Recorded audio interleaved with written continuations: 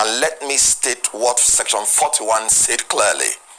That every citizen of Nigeria shall be entitled to move freely on the line, throughout Nigeria, and to reside in any part thereof. And no citizen of Nigeria shall be expelled from Nigeria or denied entry thereto or exit therefrom.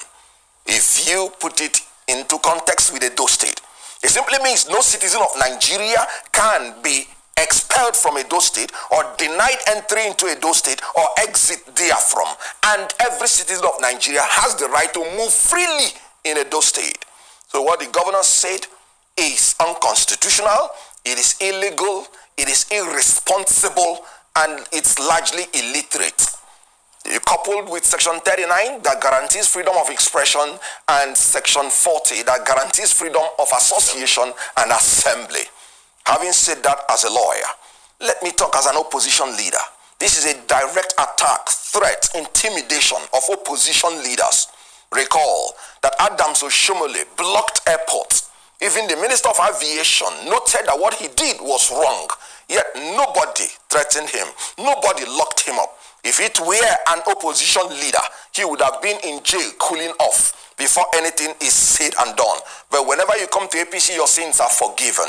And look at an innocent citizen, just because he's an opposition leader, he's been threatened, his life being threatened, that he should not step into Edo State by a governor that is INEC produced, figure challenged, penchomic and petite, and largely illiterate, like I said. Now, let me come in from the point of being a citizen from Igbo extraction. I sense tribalistic, cheap, ethnic bigotry in this governor. If P2B, we are to be a leader from Hausa land or from Yoruba land, this governor will not dare make such a statement. Recall when 16 persons were killed in Edo State, before even making any investigation, he ran to Kano State to prostrate. That was a good thing, because life is very, very essential. The same governor that did that is the same governor that is threatening the life of a human being for just coming into your state. This is very annoying. It's a direct threat to Igbo people. It's a direct threat and exhibition of being an Igbo hater. And that should stop. Let me tell you, from where I come from, when you kill even a madman, that's when you know that he has a brother. If a strand of hair falls from P2B, because this is a direct attack and threat to his life. Remember, the governor made it clear. He said his security can no longer be guaranteed. He used the word never, if he does not take permission from him. Let me ask Okpebholo, does it mean that when he finishes as a governor, before he travels to any state in Nigeria, he would have to seek the permission of all the governors?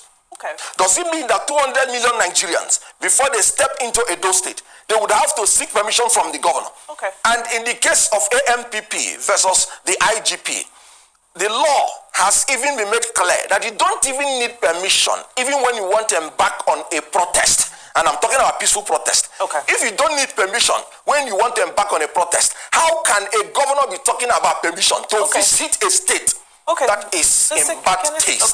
That is offensive. These are the questions. I reject it with everything that is within me. You know, that is why Julius Caesar said, in Julius Caesar, he said, let me have men about me that are fat, sleek-headed men, such as Okpebholo, who has a lean and hungry look. They think too much of themselves. He says some men are dangerous. Okay, Mr. Kenneth Okonkwo, let me step in at this point. Let me step in on this point. Okay, Mr. Kenneth Okonkwo, let's maintain a level of, decorum. We were having a very intellectual exchange. Let's maintain it at that level. Let's talk about the philanthropic aspect. What decorum has the governor maintained by threatening the life of a Nigerian citizen? I understand. What decorum by saying that he said he doesn't give shishi and that he's giving 15 million? What decorum? I totally understand. I don't maintain decorum to people who do not deserve it. Which is fully understood. But, let's keep the conversation, as controlled as we can. I understand your passion. It's totally valid. You're entitled to that. On the issue of philanthropy, if that governor does not apologize, I'll be on his case. Okay. Okpebholo don't buy market, so Kenneth Okonkwo don't cook Monday on a Monday morning. Okay, you say if Okpebholo does not apologize, he's going to be on his case. Just like this man said, of course, himself and Peter Obi, they've been having back and forth. They've been disagreeing in many issues, and to the fact that, or to the extent that what's his name? Kenneth Okonkwo, I think he left a Labour Party, so he's partyless. But for the fact that they have some sort of disagreement does not mean that he's not coming to defend Peter Obi.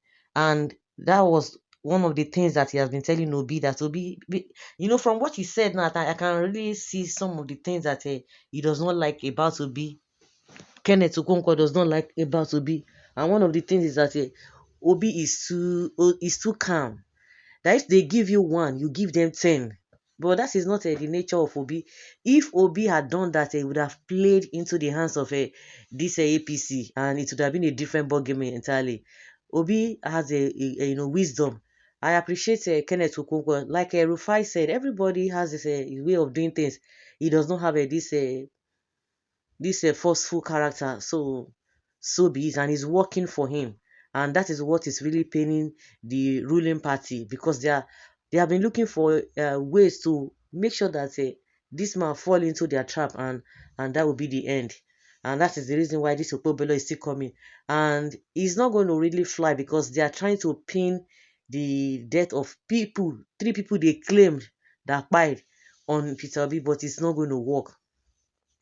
It's not going to work at all.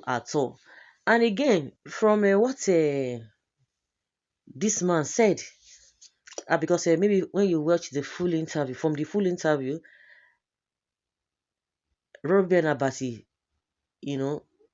does not agree with Kenneth Okonkwo. When Kenneth Okonkwo said, if this the governor that came, if Obi was a Yoruba man or an Hausa man, that he wouldn't have even have the effrontery to do that.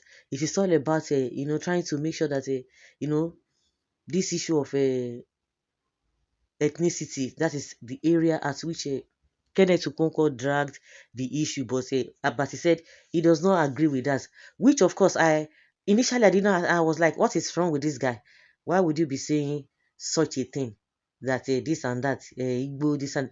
But when Rufai was asking this Kenneth Okonkwo about the APC chairman in Edo State, because that man said categorically, then I believe Kenneth Okonkwo, he said categorically it is because of the hatred they have towards Obi. That was why the governor did what he did, or said what he said.